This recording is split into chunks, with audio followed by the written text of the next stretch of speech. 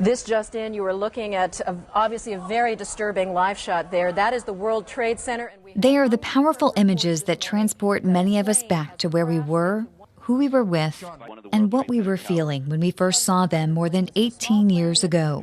Oh, there's another one. Another plane just hit. Right. Oh, my God. Another plane has just hit. It hit another building. We mourned the lives and our sense of security lost as we found terrorism added to our daily vocabulary. But there was something else many didn't even think about.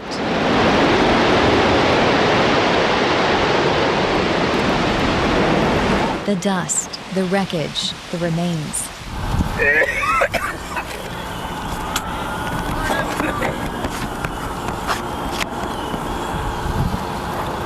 What happened? It collapsed. 90,000 people spent almost a year cleaning it all up, alongside a silent killer that's believed will ultimately take more than the 3,000 lost on 9/11. Right now the numbers are not there, but because of the extreme number of cancers that we're still seeing develop now, I think that probably will be the case sooner rather than later. William Groner is all too familiar with these responders' stories of illness, cancer, and death. In 2003, he took on a legal battle unlike any other, representing 10,000 responders who became ill from the toxic cloud of chemicals surrounding the Ground Zero cleanup. People who worked long days in unimaginable conditions, where they were assured by the city and nation's top officials the air was safe. And then, when they became ill, no one would help. They were denied benefits, compensation. Some in the medical community even denied their claims of illness from the dust.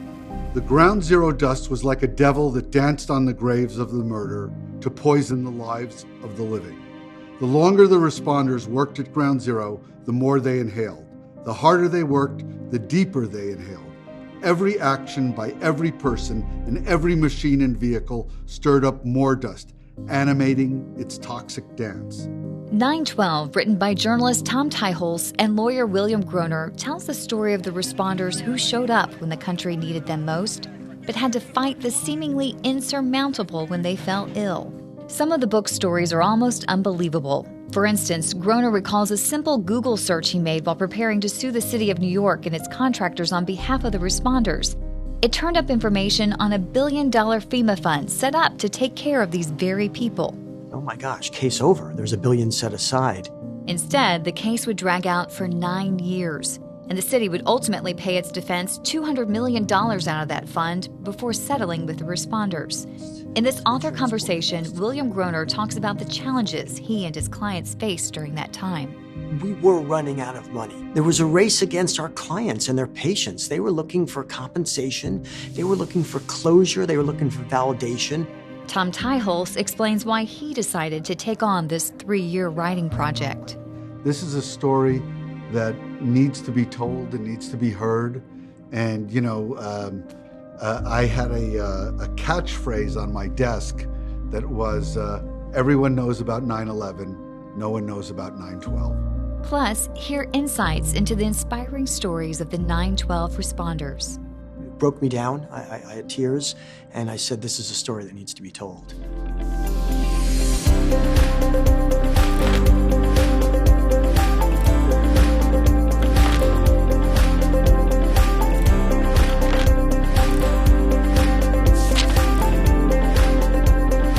William Groner and Tom Teicholz, thank you so much for joining us. We're here at the O'Fallon City Hall. The reason we're here is that there is a 9/11 memorial for America's first responders. There's one outside that has 22 tons of steel from the destruction of the World Trade Center. And then inside, there's a section of the World Trade Center's I-beam that both of those were salvaged from the Fresh Kills landfill.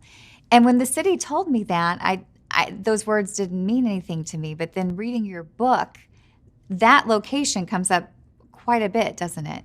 Yes, it's where after 9/11, when they began the cleanup in the days that followed, they transported all the debris, millions of tons of dust and dirt and human remains, to a landfill in Staten Island. And that's where Ground Zero responders sifted through the debris to find evidence and human remains. So it's a mass grave. And the air there, the things they were going through there, just as toxic as what was happening at ground zero, right? Well, the debris included the dust, so they transported the dust unwittingly, and therefore the people at the landfill were exposed to the dust and the same toxins as those that are on the pile. So, Bill, you lived this story, the 9 years of the litigation. You lived it. But Tom, this was something newer to you. As you were researching it, was there anything that really surprised you or that really got you as you were talking with Bill? Well, listen, I think all of us know, the story of 9/11, but I think most of us, including myself, didn't know this story, the story of what happened on 9/12 and the days that followed, and the people who went in selflessly, worked on the cleanup for 10 months, and developed respiratory ailments, and then it took 9 years to get a settlement from the city of New York and to have legislation passed in Congress to protect them and take care of them. And I certainly didn't know that whole story, and it all was pretty amazing. And of course, the great odds that Bill and the lawyers had to fight to win this case. One of the things that I thought was so interesting was the sort of cover-up that happened with the air quality. I mean, everybody was saying at the time that the air's fine. OSHA, EPA, Mayor Giuliani. And then it came out that it's not fine, right? There were so many things that were done wrong that we uncovered. And since this was a lawsuit where we had to prove negligence, we had to find all of those things. And yes, early on, they were told that the air was safe, and it wasn't. But it was so much worse than that. And we talk about in the book extensively the respiratory protection that should have been provided that wasn't provided, the failure of the safety officials to enforce the regulations. So it was really one big debacle. Well, and as you mentioned in the book, there was this real push to get back to normal, to get the economy keeping it going, right? There was a great fear that they had closed Wall Street, they had closed all of downtown Manhattan, which is the financial center, and there was a concern that if they didn't get it up that fast, there could be an economic collapse, not only in New York, but in the whole country, and perhaps even the whole world. And so from the top down, from President Bush, Condoleezza Rice was on a committee that was reviewing the EPA's press releases to make them seem more positive. Mayor Giuliani said people may have irritation, but as far as I know, the air is safe. And, they took haste over safety. When you're forcing and rushing to do things, and this is a massive cleanup. The pile was at some places 7 stories deep. The fires were burning for months upon end. It was just, it was the biggest environmental toxic catastrophe in U.S. history. And that's something that requires a lot of safety protocols, and you got to take your time, and we certainly didn't do that. And the other thing that I guess I only realized, as I was doing this and looking back, is that for the first 3 weeks, it was an emergency. They were hoping they might find people, rescue people. But after that, for 10 months, it was a cleanup. And the standards of safety in an emergency, firemen rush in, is different than after an emergency. And so at the very least, for that longer period, they should have taken better care with the respirators, had them fitted and tested and, hazmat suits if needed and all that. Right. I mean, everything you're saying, well, yeah, that all makes sense, that should have happened, that obviously this court case, you think, well, that should have been an easy slam dunk done. 9 years. It took 9 years. There was a lot of challenges that you had to face, especially medically, because they couldn't, there had never been anything like this, right? I think one of the most interesting aspects of this case is that the new science that was developed and is still developing in terms of what dust can cause. And we postulated a theory early on that the synergy of the different toxins together made and created new conditions never seen before. So we saw in the first few years illnesses that doctors and scientists would not indicate were related to the ground zero dust, but we knew it because we sort of had the data. We were collecting tens of millions of pages of medical records. We had, a team of nurses. We had a team of doctors. And at one point, we had 3,000 GERD cases, which is gastroesophageal reflux disease. And I remember going to my GI expert, and he said, it's never been seen before. And I said, well, come up with a theory because it's clearly related. Although the defense in this case said it wasn't related. And, now, years later, it's known to be related. The cancer question was really spectacular because we had so many cancers early on. Typically, the latency period for exposure to dust and getting a blood cancer was 10 years, and we were seeing them 3 or 4 years out. And I remember meeting in 2005 with Dr. John Howard, who was the head of NIOSH from the Center for Disease Control. And he was sent by the Bush White House to meet with us and talk about what our data showed, because we were the one group that had so much medical information. Our 10,000 clients were going to all different doctors and hospitals, but yet we collected all of it in one place. And I remember asking him, I said, I think I have over 100 blood cancers. What do you think about the causation? And he said, Bill, it's beyond science. It's like Chernobyl. We may never know. Interestingly, years later, he was tasked by the Center for Disease Control and the U.S. government to run an oncological task force to determine the question of causation with cancers. And he determined with the panel that over 70 cancers were related. You mentioned that there's probably more people who will die from the dust-related illnesses than did on 9/11. Is that correct? When my partners were first asked that, one of them spoke to the press. We were tasked with different responsibilities, and one of my partners handled the press. And he indicated to the press that more people will die from this than the 3,000 on 9/11. And I thought that was alarmist and extreme, and I didn't like it. I think it was very prescient, though. I think right now the numbers are not there, but because of the extreme number of cancers that we're still seeing develop now, I think that probably will be the case sooner rather than later. Not just a lost story, but that the press played a big role in this case. Can you talk to that a little bit? Bill said, and we have it in the book, that he had never been in a case before where the press, he could open the paper in the morning and they were helping make his case, right? So that's part of it. But there were enterprising journalists who broke stories on the fact that the air was not safe. And they played a major role in changing the conversation. It's so interesting. And like you said, it wasn't just in New York. There was even a St. Louis Post-Dispatch article. Exactly. And I think the point that someone made is that there was a concern that in the beginning, the New York press, much like the New York establishment, political establishment, had this posture of everything's okay, New York is fine, carry on, sort of, Churchill in the Blitz kind of, attitude. And because the New York press was so dependent on New York advertisers, maybe they weren't digging as hard as the St. Louis Post-Dispatch and the Sacramento Bee. We used the press to our advantage. They became sort of co-counsel. This was a litigation fight to the death, where our adversaries, the city and the contractors, sometimes on a Friday would do a data dump of maybe 1 million pages of new documents, and they would want to ruin our weekend. So it was psychological warfare.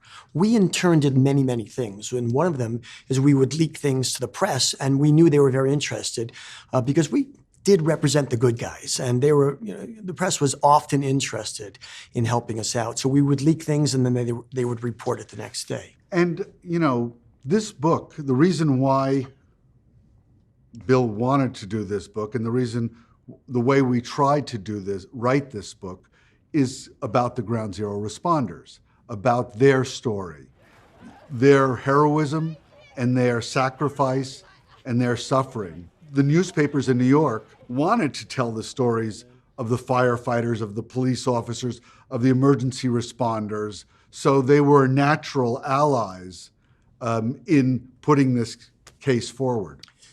Tom just mentioned sacrifice. It is certainly one of the main reasons I wanted to write this book, to show the world that at times of a huge distress for our country, that people were selfless and took one for the team, and that we're all in this together. And as a matter of fact, I'm donating all my proceeds to charity, and what we're creating right now is an education program for middle and high school students about the concept of society, the importance of elements like empathy, respect, communication, and compromise, and that we're all in this together. You traveled to places to interview these people in person. Yeah. What was that like? And then what has been their reaction since the book has come out? One of the downsides of representing 10,000 people is I didn't get a chance to deeply connect with many of them. I was more behind the scenes, taking data and information, trying to understand from tens of millions of pages of medical records what their injuries were, doing the negotiations. So it was wonderful when we got to the stage at the very end of the case where I connected with some, but then when we were writing the book, it gave me one-on-one time where I really got to deeply know them. And, I think this story, many people, and there's much about it that might seem difficult or depressing. And I was wondering, how am I going to find the positive or the uplift in this story? And I found it when I met Candace Baker, a detective who, her spirit is so strong despite her having multiple surgeries, multiple injuries, but her determination to keep moving provided a beautiful way to end the book and to really sort of give it a positive outlook, which is that these people survived this and they keep on keeping on. There's no question that one scene where she testified in front of the court and really hundreds of people were watching and then media outlets from around the world was the moment that it broke me down. I had tears and I said, this is a story that needs to be told. You mentioned that your wife and children were in court that day as well, right? They were, yes. And my kids were young, maybe 7 and 9 years old. My wife was there.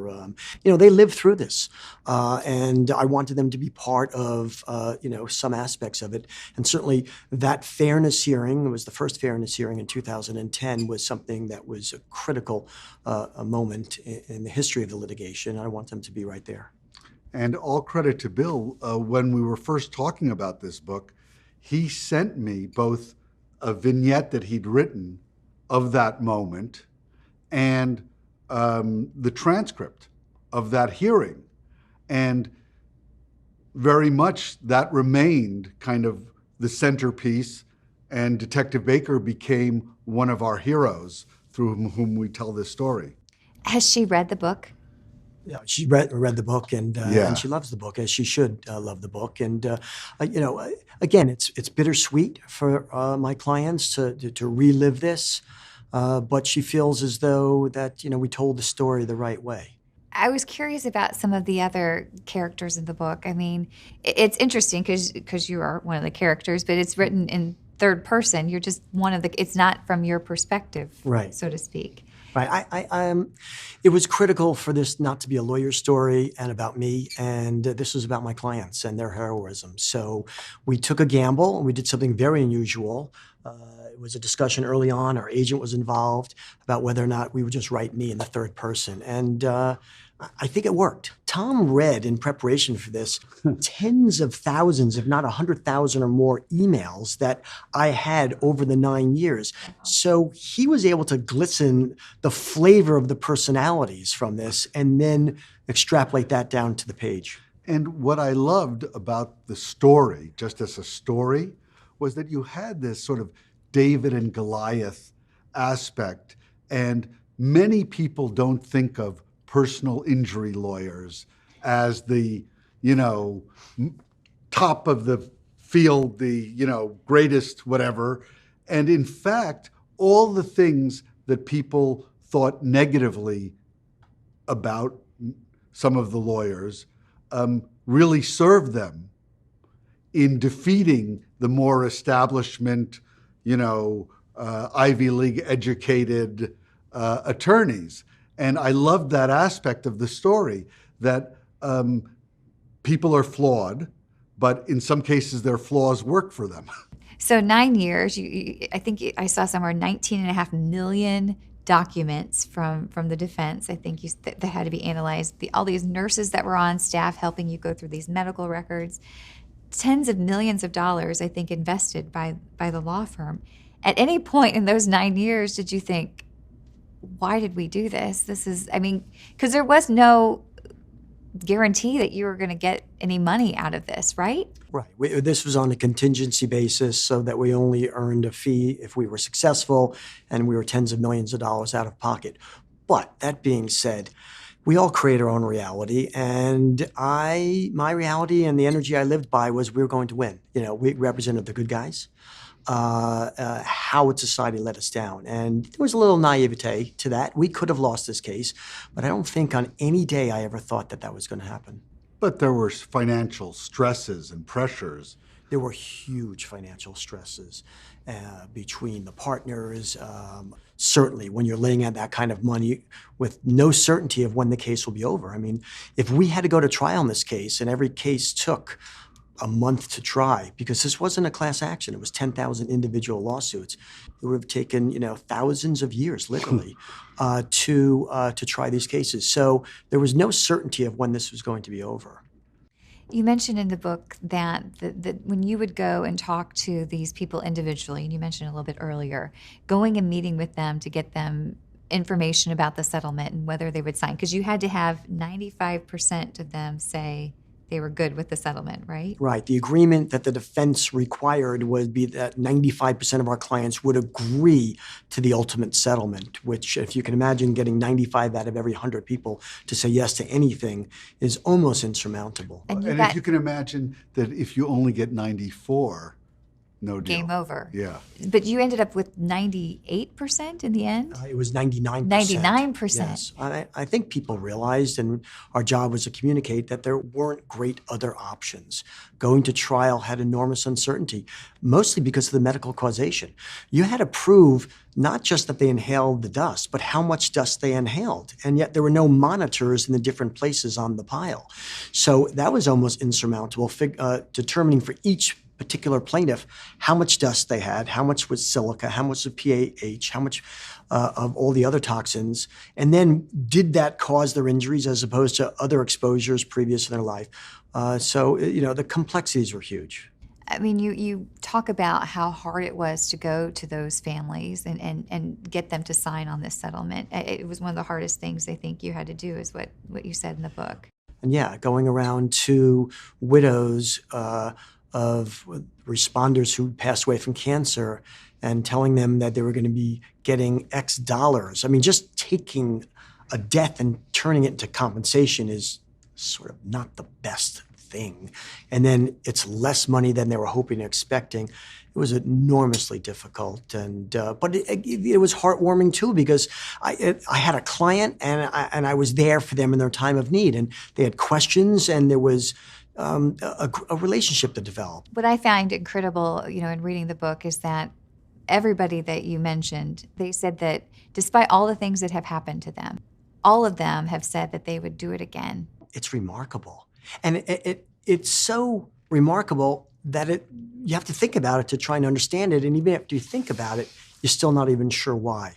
That's what I love about this. It's really complicated, that people who are so severely injured and really were poorly treated by the legal establishment, early on by the medical establishment, believe that what they did was so important for others in society that that's more important than the way they were particularly treated. That's amazing to me. I think this sort of message of altruism, people helping others, is really the big takeaway, of the human capacity to do good even in the worst of circumstances. That positive human spirit has a lasting impact. Groner left his job as a litigator and now works in resolution. After going through 9 years and seeing why did this case settle earlier on, I felt there's so much negativity to litigation. There were several pivotal moments in those 9 years, but the day Detective Candace Baker calmly, bravely spoke before the judge in a settlement hearing is one he'll never forget. After taking a deep breath, she spoke directly to the judge. As we protect the city, the presumption is that there is something in place to protect us in instances like mine and for others who've also randomly fallen ill. I participated in the World Trade Center cleanup and recovery, both voluntarily and assigned, and would not hesitate to do it again. But I did not ask for these illnesses, and I did not ask for this disease. It's not about blame. It's about accountability. Initially, I could not cry. I felt I didn't have the right to. I felt that so many lives were lost, and I still had a chance of recovery from my illnesses, so how could I complain? As days passed, however, I looked at myself in the mirror, and I did not recognize the person before me. That's when I secretly cried in my bed and in the shower. All of the random illnesses and conditions, such as pulmonary breathing problems, shortness of breath, and cancer, are not a coincidence. The room was silent. While Detective Baker held back her tears, many in the room could not hold back theirs, overwhelmed by her selfless behavior, determination, and dignity. And after all the years of filings, medical reports, doctor visits, she reminded everyone present that the lawsuit boiled down to this. Human lives were at stake. They had served the city and its people, and for doing so they had become sick. She then continued, "Lastly, I ask you to have compassion for all those illnesses derived from the terrorist attack on September 11th, 2001, and the understanding that the aftermath will still be unfolding for years to come.